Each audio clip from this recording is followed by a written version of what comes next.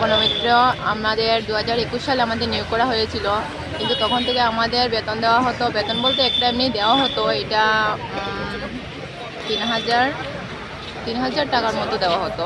ওই টাকাতে তো আমাদের সংসার চলে না। তারপরে আমাদের 20 দিন করা হয়েছে, ওখানে 4,820 টাকা দেওয়া হতো আমাদের।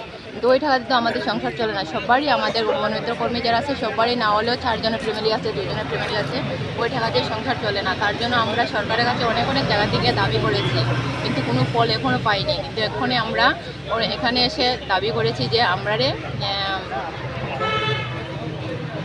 স্থায়ীভাবে কর্মীতে নিয়োগ করতে হবে। এই সরকারের কাছে দাবিগুলো যে পেশ করলেন, সরকারের কাছে কি কি মানে দাবি নিয়ে পেশ করলেন আপনারা? আমরা স্থায়ীভাবে এখানে সরকার আমাদের নিয়োগ করার জন্য আমরা দাবি চাইছি। এই দাবি কতদিন ধরে চলবে? যতদিন পর্যন্ত আমাদের ঠিকভাবে নিয়োগ করা হয়নি স্থায়ীভাবে, ততদিন পর্যন্ত চলবে, অনির্দিষ্টকালের জন্য। এটা আজকে কটার সময় এখানে ধর্না বসানো হলো? এখানে প্রায় 5:30। 5:30টার দিকে ধর্না বসানো। আপনার নাম? আমার নাম প্রগতি দাস। আপনি কি বনদপ্তরের কি লোক? বনমিত্র কর্মী একজন আমি। ফরেস্ট ডিপার্টমেন্টের বনমিত্র পুশ থেকে, বনমিত্র সংগঠনের পক্ষ থেকে আজকে গণধর্নায় এসেছি। কখন ধর্নায় বসলেন? আমরা সকাল ভোর 4টার থেকে আমরা গণধর্নায় বসেছি। এই দাবি কতদিন ধরে চলবে?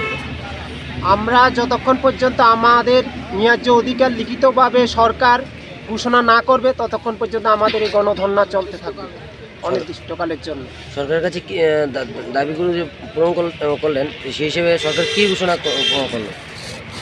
আমরা সরকারের দাবি আমরা বারবারে দাবি রাখছি, সরকার কিন্তু আমাদের দাবি পূরণ করছে না।